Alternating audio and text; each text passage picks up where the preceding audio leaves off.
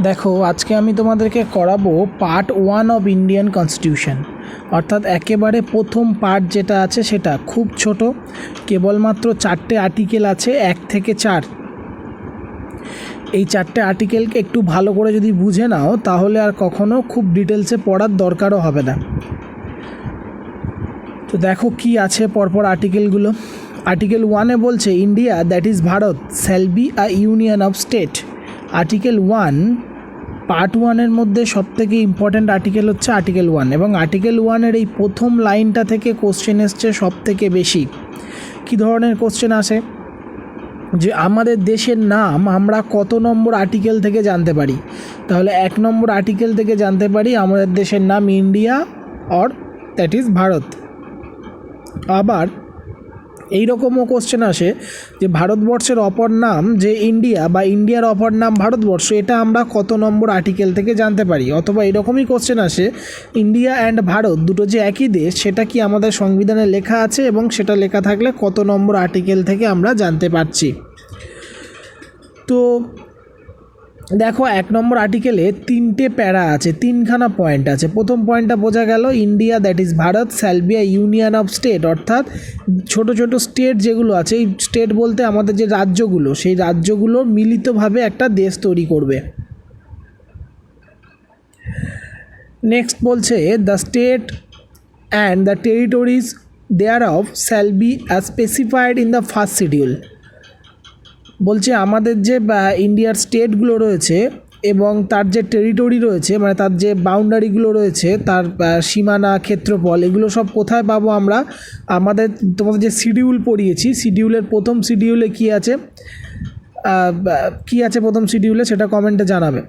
তো দেখো প্রথম শিডিউলে আমরা সমস্ত কিছু পেয়ে যাচ্ছি।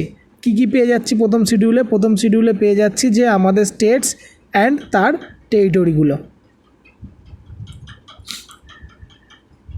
Next the territory of India shall comprise মানে গঠন করতে হবে, মানে গঠন করা চলবে। দেখো আমরা তোমাদেরকে পড়ানোর সময় একটা কথা বলেছিলাম যে আমাদের ভারতবর্ষে এমন কোনো কাজ আমাদের ইউনিয়ন গভর্নমেন্ট বা পার্লামেন্ট থেকে করতে পারে না যেটা আমাদের সংবিধানে লেখা নেই, বা যেটা আমাদের সংবিধানে বলা নেই বা অনুমতি দেয় না।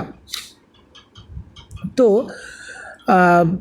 আর্টিকেল 1-এর লাস্ট যে পয়েন্টটা সেটা বলছে টেরিটরি অফ ইন্ডিয়া, মানে ভারতবর্ষের যে ক্ষেত্র বা যতটা ভারতবর্ষের টেরিটরি সেটা মানে গঠন, তার যে গঠন কাজ সেটা চলতে থাকবে। অর্থাৎ দুটো কারণ এখানে দেখতে পাবে, সেটা হলো যে একটা দেশ যখন তৈরি হয় তখন সেই দেশের সীমানা যে এতটাই হবে সেটা স্পেসিফাই করে দেওয়াটা বোকামি, কারণ ভবিষ্যতে যদি দেশের সীমানা বাড়ানো দরকার হয় যে কোনো কারণেই হোক, তাহলে তো সেই দেশ বাড়াতে পারবে না।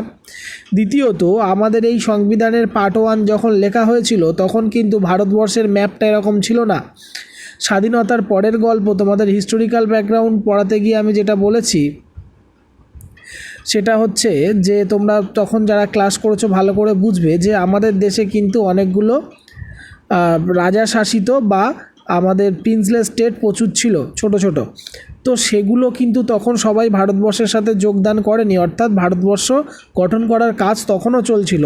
এবং এই যে আর্টিকেলটা লেখা আছে, এই যে পয়েন্টটা লেখা আছে 1 নম্বর আর্টিকেলের মধ্যে, যার ফলেই কিন্তু যদি এখন বঙ্গোপসাগরের দক্ষিণ দিকে নতুন কোনো দ্বীপ ভেসে ওঠে আন্দামান নিকোবর দ্বীপপুঞ্জ বা আমাদের ভারতবর্ষের মূল ভূখণ্ডের মাঝে, তাহলে সেটা ভারতবর্ষ নিজের বলে ঘোষণা করতে পারবে।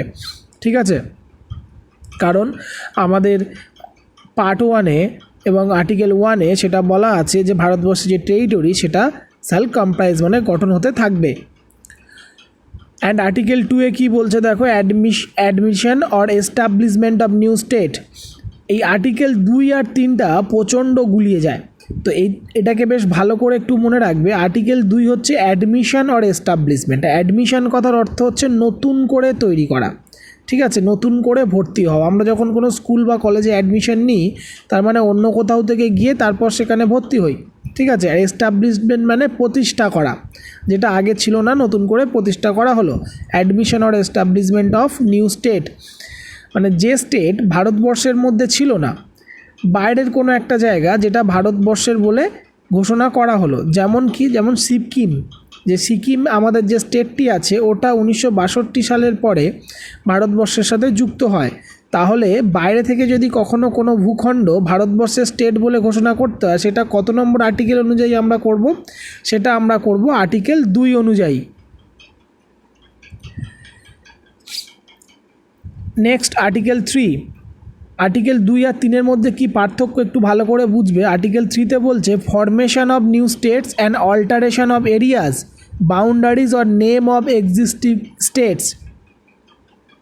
আর্টিকেল 3-এ বলছে যে ফরমেশন অফ নিউ স্টেট, নতুন স্টেট তৈরি করা।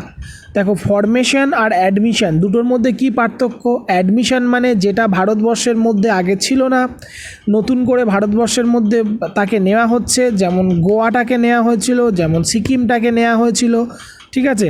আর ফরমেশন মানে যেটা ভারতবর্ষেরই একটা স্টেট, সেটাকে নতুন করে ফরমেশন করা হলো। যেমন রিসেন্টলি তোমরা বেশ কিছু বছর আগে অন্ধ্রপ্রদেশটাকে ভেঙে দুটো করা হয়েছে, তেলেঙ্গানা এবং অন্ধ্রপ্রদেশ। এটা কিন্তু পড়বে আর্টিকেল 3-এর মধ্যে, কারণ এটা অলরেডি ভারতবর্ষের মধ্যে একটা স্টেট ছিল, সেখান থেকে নতুন একটা স্টেট ফরমেশন করা হলো, ফরম্যাট করা হলো। তো formation of new states and alternative of areas, area যদি অল্টারনেট করতে হয়, কোনো স্টেটের সাথে অন্য কোনো স্টেটের কোনো এরিয়া যদি অল্টারনেট করতে হয়, তাহলে সেটা আর্টিকেল 3 অনুযায়ী করতে হবে। আর্টিকেল 3 অনুযায়ী কীভাবে করতে হবে? যেমন আমাদের পুরুলিয়া যে ডিস্ট্রিক্টটা রয়েছে, এটা কিন্তু তখন বিহারের মানভূম ডিস্ট্রিক্ট ছিল, ঠিক আছে। তখন ঝাড়খণ্ড তৈরি হয়নি, বিহারের মানভূম ডিস্ট্রিক্ট ছিল। পরে এটা 56-এর পরে যখন নতুন আইন হলো, তার সেই সব অনুযায়ী আমাদের এটা পুরুলিয়াটাকে আমাদের পশ্চিমবঙ্গের মধ্যে আনা হলো। তো তাহলে এখানে যে বাউন্ডারি ছিল, স্টেটের যে বাউন্ডারি, সেটাকে অল্টারনেট করা হলো। Or name of existing state, যেসব স্টেটগুলো রয়েছে তাদের নাম যদি পরিবর্তন, নেম চেঞ্জ করতে হয়, তাহলেও কিন্তু এই আর্টিকেল 3 অনুযায়ী করতে হবে। তাহলে আর্টিকেল 3-এর যে কাজগুলো, এগুলো কে করতে পারে? দেখো নিচে লেখা আছে পার্লামেন্ট মে বাই ল। এগুলো পার্লামেন্ট করতে পারে আইন প্রণয়নের মাধ্যমে। যেমন আমাদের পশ্চিমবঙ্গের নাম পশ্চিমবঙ্গ থেকে পরিবর্তন করে বাংলা, এটা করার জন্য আমাদের বিধানসভা থেকে আমাদের মুখ্যমন্ত্রী প্রথম এটা প্রপোজ করে এবং আমাদের বিধানসভা থেকে সেটা পাস হয়, তারপর সেটা সেন্ট্রালের কাছে যায়। কিন্তু এটা যে রাজ্য, সে নিজে মনে করলেই নিজের নাম পরিবর্তন করতে পারে না। কে করতে পারে? পার্লামেন্ট। এটা যখন পার্লামেন্টে গেল, তখন পার্লামেন্ট বিলটাকে আটকে দিল, বা ভারত সরকার বিলটাকে তখন আটকে দিল। কি বলে আটকে দিয়েছিল? যে পাশেই বাংলাদেশ রয়েছে, সুতরাং বাংলা বলে আর একটা নতুন রাজ্য এখানে তৈরি করা যাবে না, নামটাকে একটু অন্যরকম করে ভাবতে হবে। বোঝা গেল? আর তার থেকেও বড় কথা ছিল যেটা, সেটা হচ্ছে আমাদের 3টে নাম সাজেস্ট করা হয়েছিল একসাথে, যে বাংলাতে বলা হবে বাংলা, ইংরাজিতে লেখা হবে বেঙ্গল, আর হিন্দিতে এটাকে বাঙ্গাল। এরকমভাবে 3টে নাম সাজেস্ট করা হয়েছিল। তো তার জন্য এটাকে বন্ধ করে দেওয়া হয়েছিল। অর্থাৎ এটাই বোঝাতে চাইছি যে এর কিন্তু সুপ্রিম পাওয়ার থাকে পার্লামেন্টের কাছে। কোনো স্টেট, কোনো রাজ্য যদি নিজে মনে করে, সে নিজের মতো করে দুম করে নামটা চেঞ্জ করতে পারে না, পার্লামেন্টের অনুমতি লাগবে। এবার এখানে একটা দেখো স্টার্ট দিয়ে লেখা আছে বেরুবাড়ি কেস। এটা অন্য কিছুই না, বেরুবাড়ি কেস অর্থাৎ আমাদের পশ্চিমবঙ্গের যে ভারতবর্ষের যে করিডোরগুলো রয়েছে, তার মধ্যে বেরুবাড়ি একটা অন্যতম করিডোর।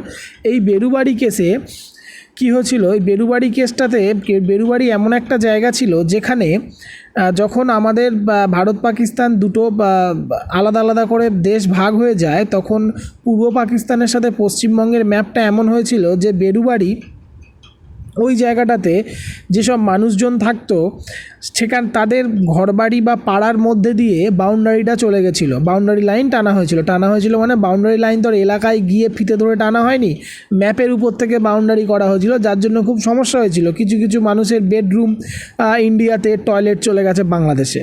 তো এইরকম সব সমস্যা প্রচুর ছিল আর কি। তো এর ফলে কি হলো যে এর ফলে আমাদের জওহরলাল নেহরু সরকার একসময় মনে করেছিল যে এই বেরুবাড়ি যে এরিয়াটা রয়েছে, এই এরিয়ার যে মানুষগুলো এইভাবে সাফার করছে, এটাকে বাংলাদেশের হস্তান্তর করা হবে। বোঝা গেল? তো তার ফলেই একটা পিআইএল হয়, কেস খেয়ে যায় গভর্নমেন্ট। তো সেখানে জিজ্ঞেস করা হয়েছিল, সেখানে কি বলেছি যে আমাদের এমন কোনো কিছু যেটা সংবিধানে লেখা থাকবে না, সেটা কিন্তু সরকার বা পার্লামেন্ট কেউই করতে পারবে না।